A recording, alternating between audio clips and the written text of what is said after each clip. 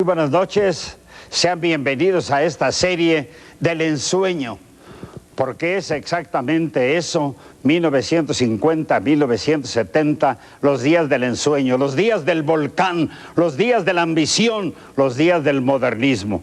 En 1950 Maracaná se convierte en un verdadero planeta estadio. Nunca nadie vio un estadio para 200,000. Con tal explosión se borraron los viejos parques de madera. Crystal Palace allá en Londres, el Estadio Asturias aquí en México, ya no había más las viejas añoranzas de los parques de madera. Había en cambio en el medio mexicano un duelo que era otro volcán, América-Guadalajara. ¿Quién no puso a disposición de tal juego su voz y su fervor? América-Guadalajara.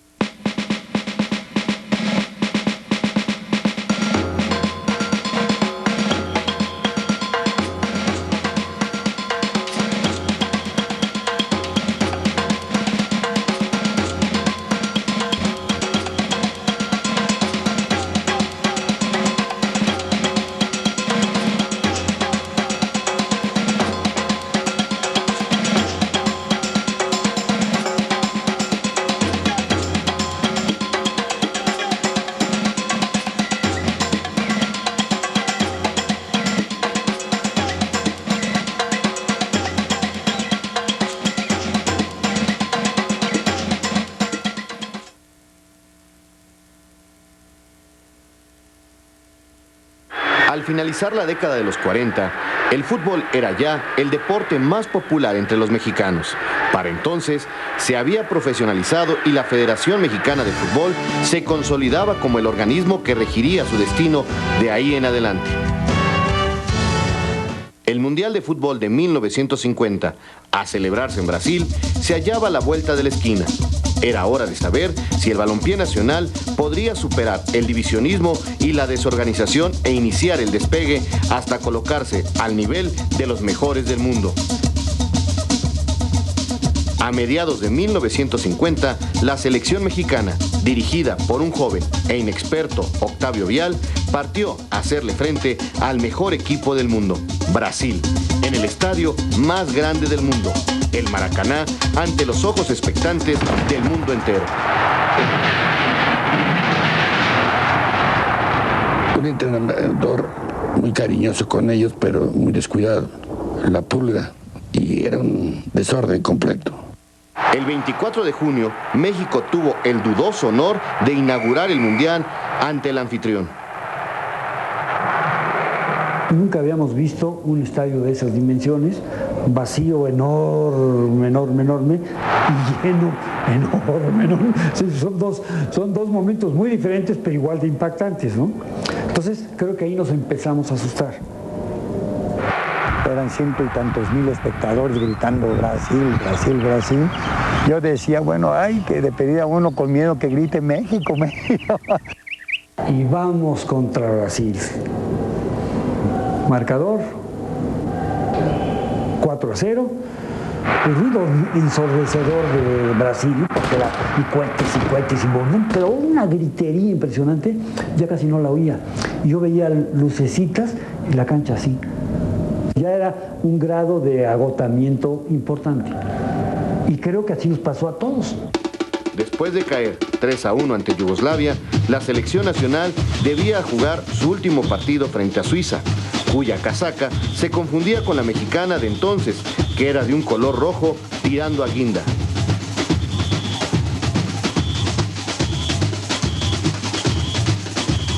El segundo y el tercer partido se celebraron en Porto Alegre y nos dijeron que teníamos que cambiar de camiseta y no teníamos uniforme.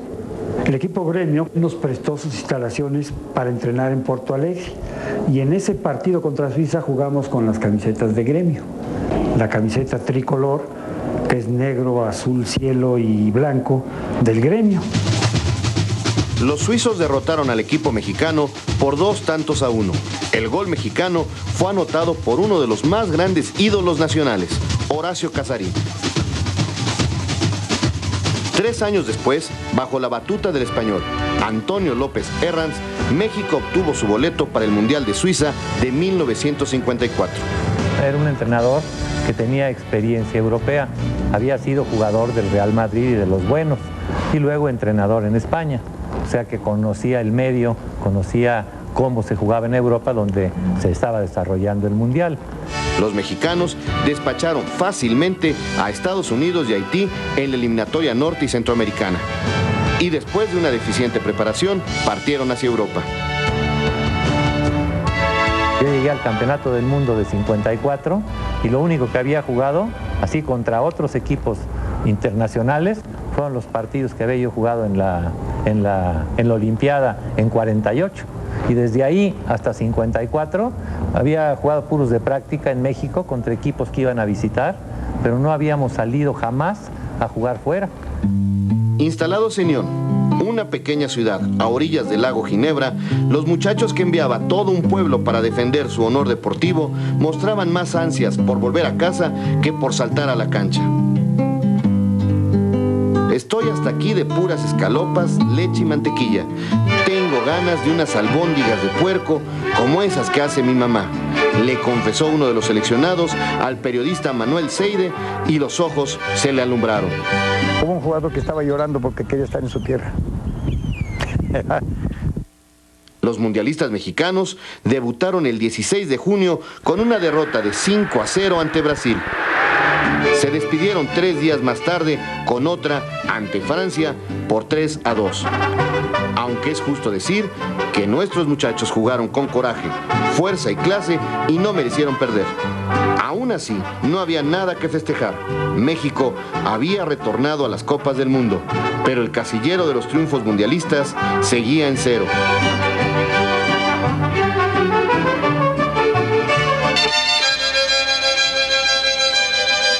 En la década de los 50, las crónicas habituales de los partidos entre el Guadalajara y el Atlas describían juegos llenos de garra, de pleitos en la cancha y en las tribunas, expulsiones de jugadores y directivos que requerían la intervención de la policía.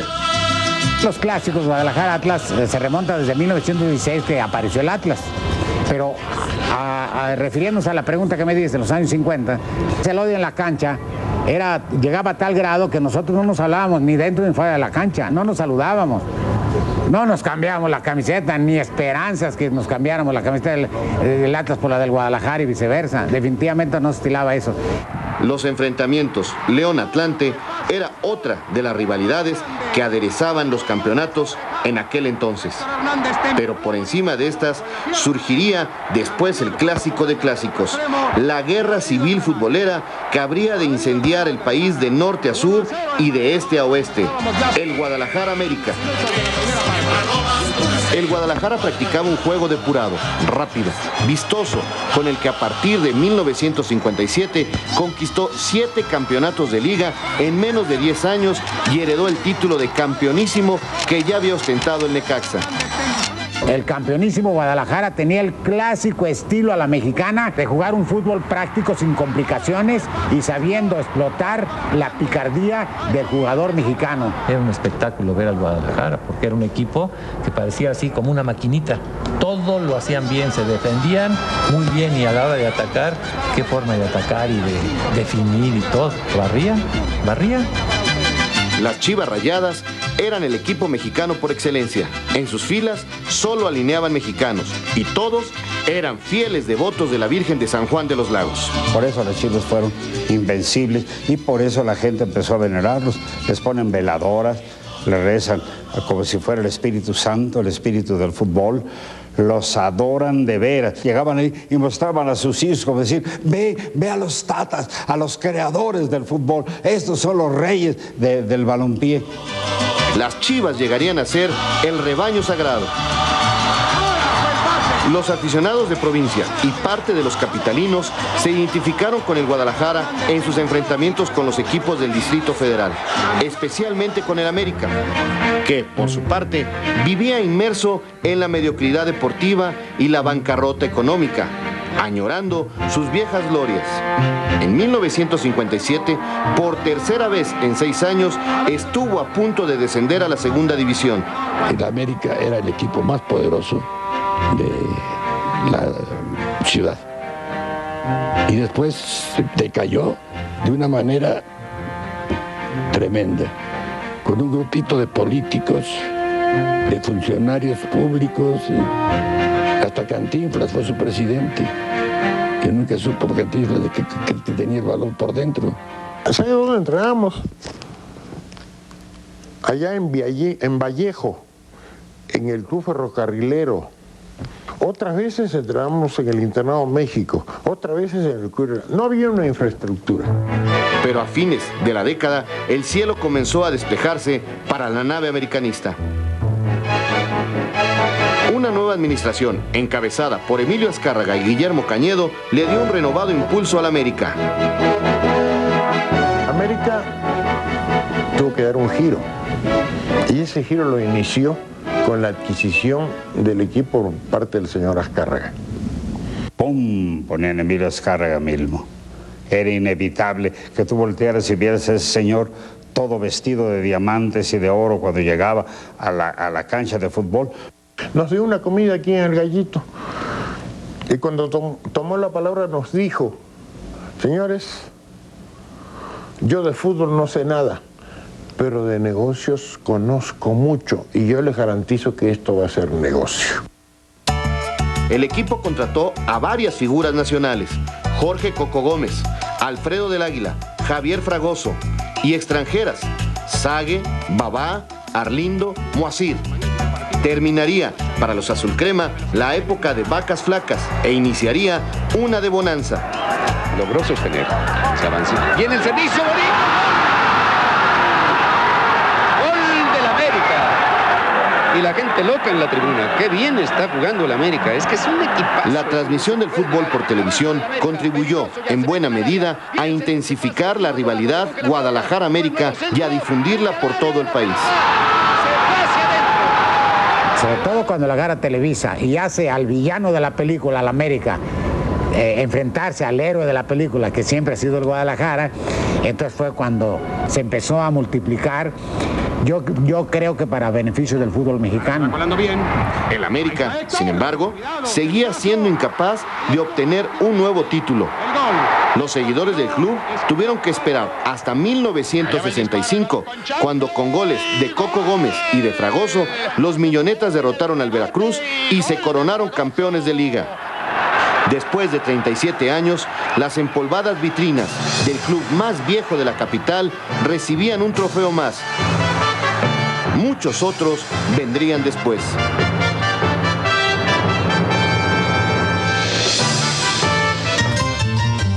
Fernando Marcos tomó en 1954 las riendas de un Necaxa plagado de extranjeros y estrellas que no rendían, mientras Jasso, Alfredo del Águila y otros jóvenes calentaban la banca en espera de una oportunidad.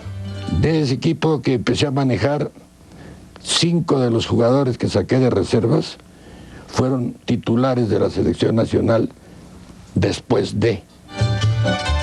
Seguro de poder armar un equipo competitivo con los jóvenes reservistas, Marcos le pidió a la directiva del club que despidiera a aquellos figurones caros.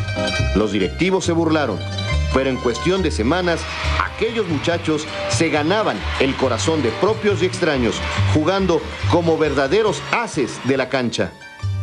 El primer partido que manejé al Necaxa, a ese Necaxa, fue contra la selección nacional, que se despedía para ir a Suiza, y le ganamos. Y entre aquellos ases, el juego de Jasso se reveló ante propios y extraños, como el de un verdadero divo del balón. Yo acariciaba el balón, no le pegaba, sino... Poseía un juego fino, inteligente y una visión de campo tal que se empezó a hablar de que podía jugar en el extranjero. Lo mismo se decía de Del Águila, del Tapatío Chava Reyes y de la Tota Carvajal. Para la Copa del Mundo de 1958 en Suecia, los dirigentes del fútbol decidieron poner fin a las improvisaciones de años anteriores. Nombraron nuevamente a López Herranz entrenador del equipo mexicano, y una preselección inició el duro camino hacia el Mundial, con 1 año, 3 meses y 18 días de antelación. Enfermó don Antonio López Herranz y entonces a mí me dieron la selección de emergencia para llevar a cabo la segunda parte de la eliminatoria, que era con Centroamérica. La suerte nos acarició, ganamos la eliminatoria, entonces ya calificamos para la ida a Suecia. Don Antonio se repuso un poco de los males que lo aquejaban y fue así que se me pidió que se agregara a la selección como una especie de asesor, dado que él conocía Europa, pues, de origen español, y yo era mi primer salida del país, naturalmente era yo un novato. El 8 de junio, al entrar al estadio Solna de Estocolmo, López Herranz se encomendó públicamente a todos los santos milagrosos de España y México. Si aguantamos 20 minutos sin que nos anoten, aumentarán nuestras posibilidades de triunfo, dijo. A México lo escogían siempre como carne de cañón. Dicen, no, pues son 2 puntos en aquellos seguros, así que vamos a meter a México. Y México tenía el honor de inaugurar, pero también el honor de perder contra el equipo generalmente anfitrión. La mitad de los jugadores suecos, que los conocimos porque los fuimos a ver, nos llevaban, Suecia estaba jugando algunos partidos, nos llevaban a verlos y nos asustaron. Entonces, pues, ¿qué le pasó a México? Le ganó Suecia 3-0, como tenía que ganarle. Además sede, y además fue el que jugó la final. Una vez más, el jugador más destacado de México fue la Tota Carvajal. El diario El Nacional destacó en su escueta reseña del partido el fracaso ofensivo del cuadro mexicano y el lucimiento del portero nacional. 3 días más tarde, México enfrentó a País de Gales, con el que empató a 1. Finalmente, después de 28 años, 10 meses y 29 días de participar en las Copas del Mundo, el equipo mexicano obtuvo su primer punto en los campeonatos mundiales. Jaime el Flaco Belmonte anotó de cabeza el gol por el que sería recordado como el héroe de Solna.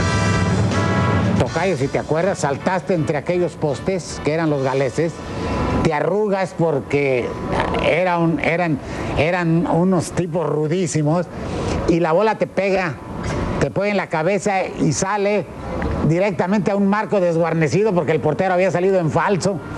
La verdad que el gol fue así, nomás que nosotros lo vimos golazo. Para el siguiente partido ante Hungría, varios de los mejores jugadores mexicanos estaban lesionados. ¿Y qué pasa? A las primeras de cambio quedan fuera del partido Guillermo Sepúlveda y Jesús del Muro. Y en ese partido mi buen amigo Toño Carvajal juega con un dedo lastimado, porque no había cambios, los que empezaban terminaban. Y me acuerdo que Del Muro terminó de centro delantero y Sepúlveda se fue al hospital y duró 1 año para reponerse. Y el disminuido cuadro mexicano fue arrollado por los húngaros 4-0, pese, una vez más, a las grandes atajadas de Carvajal. No, pues desde luego, ¿no? Los goles te duelen. Lógico, ¿no? Caramba, tú dices, me golearon, ¿no? Otra vez.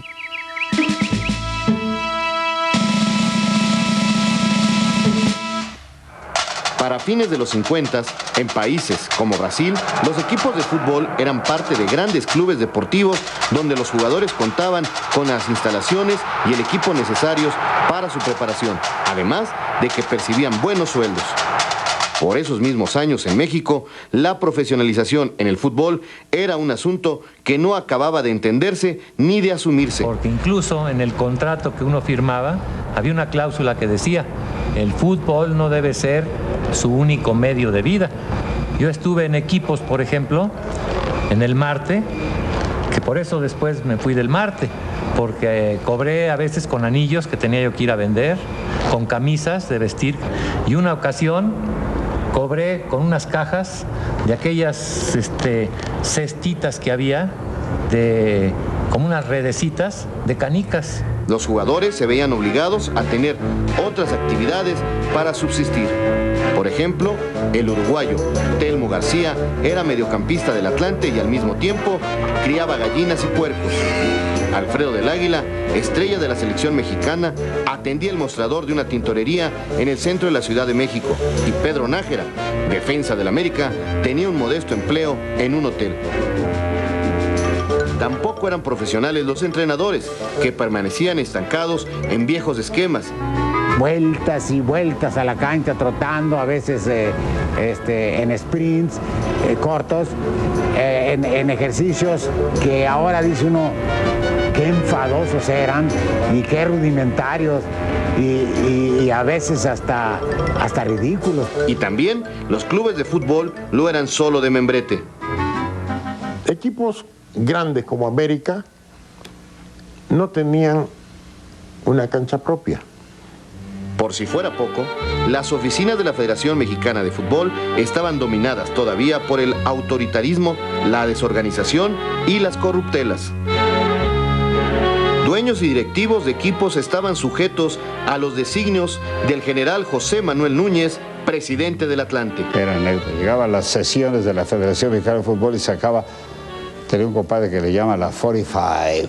Así, ponía la 45 y decía, empezamos a hablar de fútbol, señores. A ver, ¿quién castigó a mi Atlante? Mi general, ¡pum! Era necesaria una nueva visión del fútbol que conciliara el espectáculo con la política, los negocios, la publicidad en gran escala y el desarrollo deportivo. Y un joven tapatío esperaba con ansia la estafeta, Guillermo Cañedo. Cañedo fue vicepresidente del Zacatepec y del América, puestos que le permitieron conocer el estilo burocrático y la intrincada maraña de intereses que prevalecían en el seno de la Federación Mexicana de Fútbol. Llega como delegado del Zacatepec en la Federación. En la Federación, la inteligencia de Cañedo hace que se arrime al general Núñez y es el sucesor del general Núñez. Llegó a la presidencia de la Federación Mexicana de Fútbol en 1961, imbuido de un verdadero interés por el desarrollo del fútbol mexicano. Fue un hombre que impuso la previsión, la disciplina, el trabajo y, sobre todo, una visión de grandeza de la que carecía el viejo estilo federativo. Cañedo fue realmente el que le dio la infraestructura al fútbol. Cañedo fue el que empezó con la idea de querer hacer grandes estadios, de él fue la idea del Estadio Azteca, fue el que le metió la idea a Azcárraga. O sea que toda esa gran infraestructura que tiene el fútbol mexicano se le debe a Cañedo. Bautizado por el periodista Manuel Seide como Guillermo I, Cañedo metió en cintura a varios de los más codiciosos y atrabiliarios jerarcas del fútbol mexicano. Modernizó los cuerpos arbitrales y puso en marcha una escuela de entrenadores, de la que saldrían los nuevos directores técnicos. Bajo la pujante y laboriosa administración de Cañedo, la estructura de la federación y del fútbol en su conjunto se modernizó y se adecuó a las demandas de los medios de comunicación. Guillermo Cañedo Bárcenas, torero frustrado, vendedor de llantas, cuando yo lo conocí vendía llantas, Guillermo Cañedo, tenía una perspectiva fenomenal del fútbol. Él capturó rápidamente lo que iba a significar la televisión para el fútbol. En el plano internacional, Guillermo I inició la organización de los célebres torneos pentagonales y hexagonales. Fueron tan exitosos esos torneos que venían los equipos campeones de Brasil, de Argentina, de toda Sudamérica y de algunos lugares de Europa. Se jugaban siempre los mejores equipos de México de cada temporada. La gente los estaba esperando año con año para disfrutar el fútbol en plenitud, porque veían un fútbol de gran categoría. Durante la realización del Pentagonal de 1961, el Necaxa derrotó 4-3 al mejor equipo del mundo en esa época, el Santos de Brasil, con todo y su gran estrella Pelé. Y ese fue un partido excepcional de Necaxa, no es un partido histórico, porque aquel Santos, sin duda, después del Real Madrid, que fue el mejor equipo del mundo en una época, después siguió Santos, pero por la presencia de Pelé también como el mejor equipo del mundo. Correspondió también a la administración del señor Cañedo promover y lograr la creación de la Confederación Norte y Centroamericana de Fútbol, la CONCACAF, que dio a la región una fuerza considerable en las decisiones de la FIFA. Pero el gran sueño de Guillermo Cañedo era convertir a la selección mexicana de fútbol en un equipo de talla internacional. Yo creo que el fútbol está y la selección en un punto en que se puede dar ese paso de llegar a la cumbre.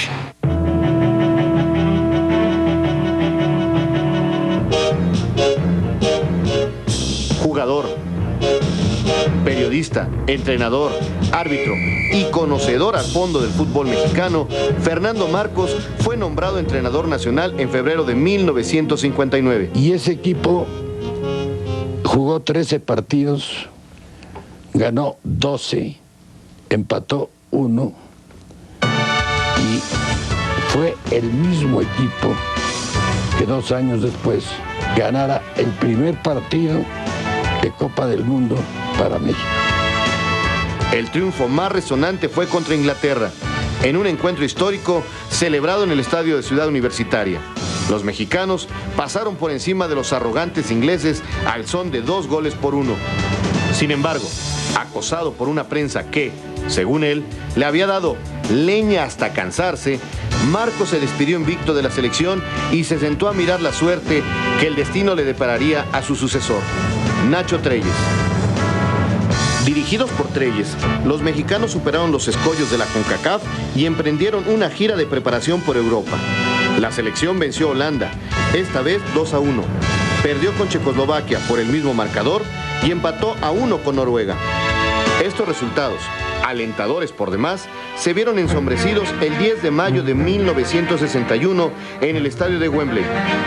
Ese día, los ingleses, heridos en su orgullo, se desquitaron de la derrota frente a los mexicanos, goleándolos por 8-0. Debido a una extraña decisión de la FIFA, México debió disputar frente a Paraguay su pase al Mundial de 1962 en Chile. Se nos obligó a jugar contra Paraguay como una especie de repechaje, porque a Chile no le convenía de ninguna manera y tal vez ni a FIFA que quedara Paraguay fuera, que representaba mejor taquilla, mejor fútbol tal vez, y que fuera México una especie de desconocido, una especie de tercermundista futbolísticamente hablando, y nos pusieron ese escollo.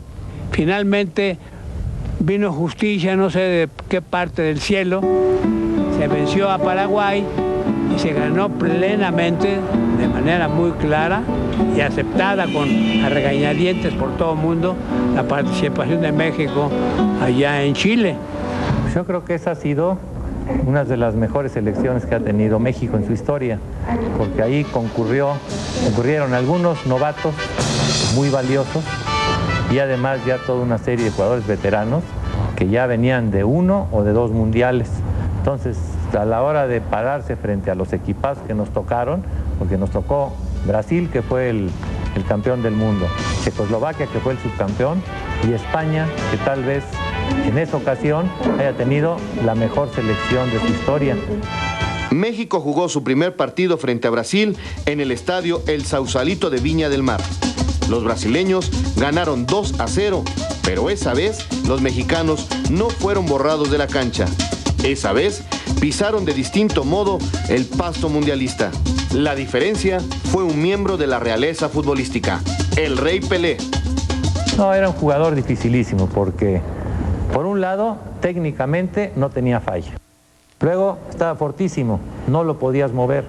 Le entrabas fuerte. El día del gol del día del 2-0 con Brasil, yo al último le pegué un jalón de brazo que a otro lo hubiera derribado, que me hubieran amonestado, pero no lo pude tirar. De lo fuerte, el jalón, me llevó con el jalón y lo desnivelé y cayendo se metió el gol. Pasaba como una luz, nos metió 2 goles. O sea que era dificilísimo agarrar. Todo, para mí ha sido el mejor jugador del mundo de todos los tiempos y el más completo de todos. En el segundo partido de aquella Copa del Mundo, los mexicanos salieron inspirados a la cancha a enfrentar al equipo de la madre patria. Crearon numerosas oportunidades de anotar, pero las fallaron todas. Antonio Carvajal, en una más de sus brillantes actuaciones, mantuvo a raya a los artilleros españoles. Sin embargo, cual tragedia griega, España realizó una rápida descolgada y en el último minuto de juego anotó un gol que convirtió en llanto el entusiasmo de los mexicanos. Sí nos dolió la derrota, nos dio coraje, todos estábamos enojados, pero salimos convencidos de que podíamos darle a Checoslovaquia. La derrota no doblegó esta vez a los jugadores aztecas. Al contrario, sacaron la casta y el brío. El 7 de junio de 1962 saltaron a la cancha de El Sausalito 11 cracks que derrotaron a la que sería el subcampeón del torneo, Checoslovaquia. Aficionados y periodistas vieron atónitos cómo un muchacho flaco, enfundado en una casaca verde, hacía cera y pabilo de las altas torres checas, abonando el camino para la primera victoria de México en las Copas del Mundo. Según las crónicas, Alfredo del Águila jugó ese partido como los propios ángeles. Con 3 goles de Isidoro el Chololo Díaz, Héctor Hernández y del Águila, coronó México su mejor actuación en los mundiales celebrados hasta entonces. Un año después, Carvajal y Alfredo del Águila fueron incluidos por una revista italiana entre los 30 mejores futbolistas del mundo y la Gran Tota como el tercer mejor portero a nivel mundial.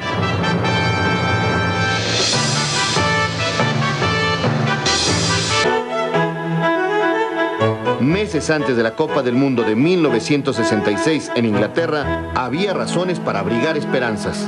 El buen desempeño de nuestra selección en el Mundial de Chile y la titularidad de Nacho Treyes en el mando técnico, cargo que era el ojo del huracán en los caldeados ambientes premundialistas. Esa selección tenía jugadores experimentados y jugadores con experiencia futbolística, no tanto mundialista, pero que mostraban que podían igualar el nivel del equipo que había participado en Chile, cosa que afortunadamente sucedió. México cumplió con el trámite de vencer a sus enemigos de la zona norte y centroamericana, sin que faltara la batalla campal de cada 4 años con los costarricenses. En ese entonces, el cuadro mexicano acudía a la CONCACAF como a una agencia de viajes por su boleto. Pero si México veía a los demás cuadros de la zona como cachorros tratando de obstaculizar su camino rumbo a las Copas del Mundo, Inglaterra y Francia lo consideraron una mera comparsa cuando supieron que sería su rival de grupo en Londres. Los mexicanos caminan hacia el desengaño. Contra Inglaterra tendrán que sudar mucho para evitar una catástrofe, sentenció el técnico francés Michel Hidalgo. Los resultados obtenidos por la selección nacional durante una gira de preparación por Europa parecían confirmar el vaticinio de Hidalgo. La escuadra nacional empató con la débil Suiza, fue aplastada por Irlanda 4-1 y goleada por los italianos 5-0. Solo el portero, Nacho Calderón, pudo desquitarse cuando tomó al delantero irlandés Dougan como un costal de boxeo. El arrogante entrenador inglés Ad Ramsey declaró después del incidente: "No me preocupa la calidad técnica de México, que no vale nada. Lo que sí da miedo es que sus hombres, verdaderos salvajes, vayan a acabar con la integridad física de mis jugadores". Sin embargo, el 13 de julio de 1966, los mexicanos que enfrentaron a Francia llevaban los pantaloncillos bien puestos. México se puso en ventaja con un gol de Enrique Borja y siguió atacando, pero los delanteros nacionales fallaron y los franceses empataron en un descuido de la defensiva mexicana. La táctica cambió por completo frente a Inglaterra. Nosotros en un partido amistoso habíamos perdido 8-0 ahí en Wembley contra Inglaterra. Entonces yo propuse a los jugadores cambiar nuestra formación, adoptar la que hizo Uruguay para impedir que nos fueran a golear. Treyes había aprendido su lección y no iba a permitir otra goleada escandalosa, por lo que envió una formación ultradefensiva que solo en 2 ocasiones pudieron superar los ingleses, mediante Bobby Charlton y Roger Hunt. Mucho Calderón, lástima. ¿Por qué tiene que suceder esto? ¿Por qué si tenemos la pelota en las manos hay que soltarla? ¿Por qué tiene que producirse el error en el momento crítico? ¿Por qué Finalmente, México se despidió del Mundial empatando a 0 con Uruguay, sin haber avanzado una vez más a la siguiente ronda. Esa misma noche, después de un breve discurso de Guillermo Cañedo, que osciló entre el pésame y la felicitación, los jugadores seleccionados improvisaron una noche mexicana en el hotel donde se hospedaban. Antonio Carvajal dirigió un coro para cantar y llorar la que sería su última derrota mundialista. Pese a todo, la década de los 60 no terminó sin que la selección nacional abonara unas cuantas alegrías por tantas amarguras a los aficionados mexicanos. En 1968, la oncena nacional se cubrió de gloria al derrotar en canchas mexicanas a Hungría, Argentina y Brasil. Y en una gira que realizó por Sudamérica, venció a Uruguay en el Estadio Centenario de Montevideo y nuevamente a Brasil, aquel Brasil de figuras legendarias en el propio y atestado Maracaná.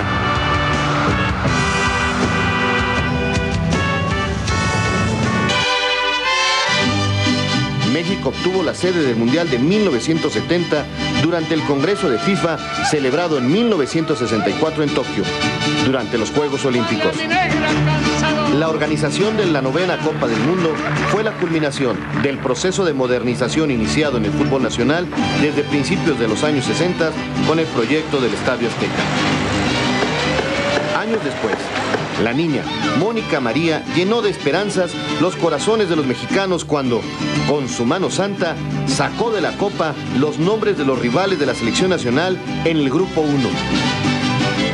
Y a la hora que se dio el sorteo, nos tocaron los países con los cuales yo decía que empatábamos o ganábamos, que era el caso de Rusia, que era el caso de Bélgica, y goleábamos, que era el caso de Salvador, y efectivamente así fue.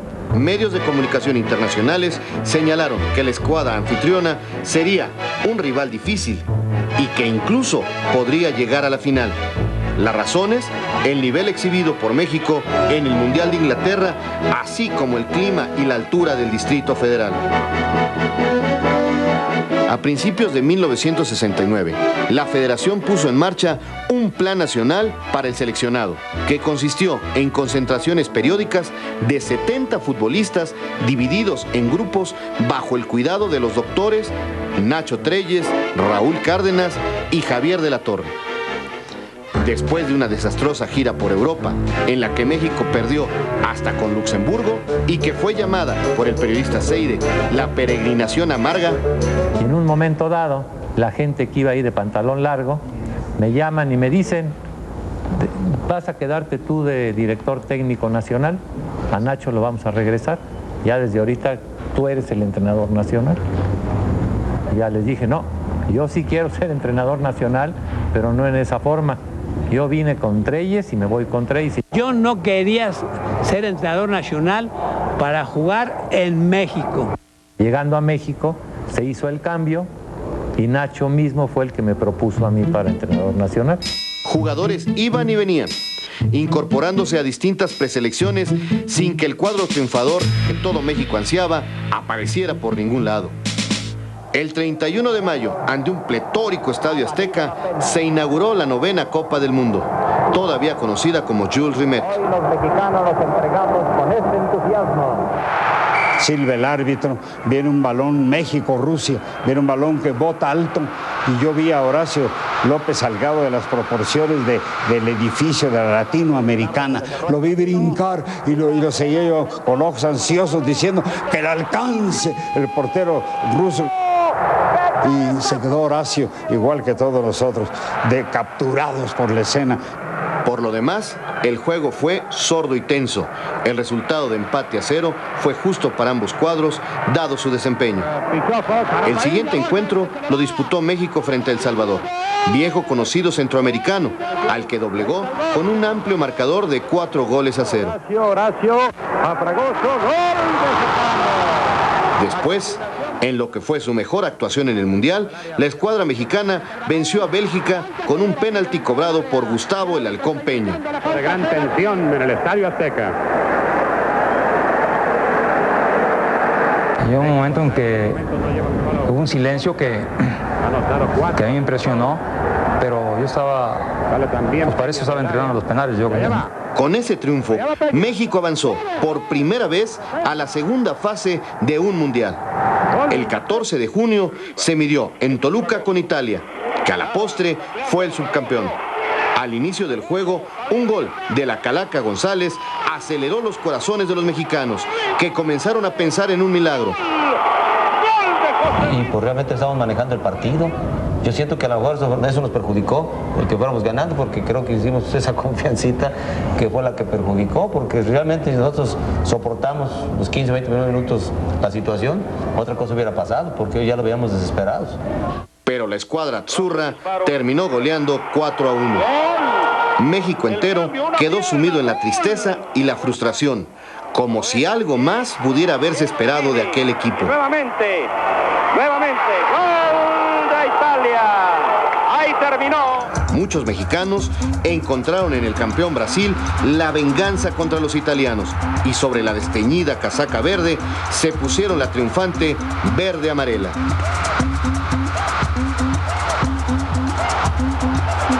Me voy del fútbol porque no logré lo que deseaba, integrar un equipo de talla internacional, dijo Guillermo Cañedo al finalizar el Mundial. Sin embargo, no todo eran números rojos. La organización del campeonato fue ejemplar. México quedó en sexto lugar, la mejor posición que se ha logrado en las Copas del Mundo, y Cañedo fue nombrado alto directivo de la FIFA.